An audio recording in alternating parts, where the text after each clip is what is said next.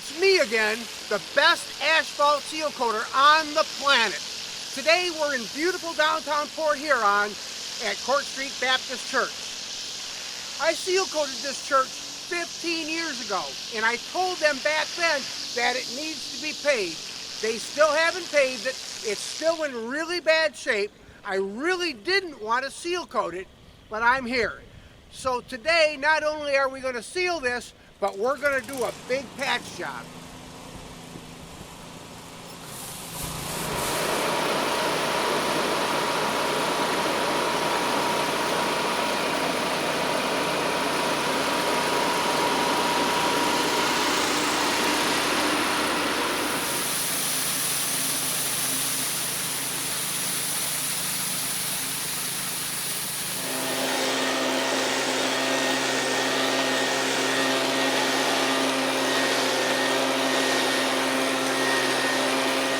Now, you other guys wouldn't have blown the concrete off for the customer like I'm doing, but I'm not you guys.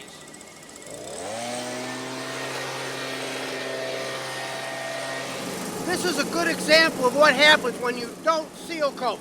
All of the stone is starting to come out of the asphalt mix.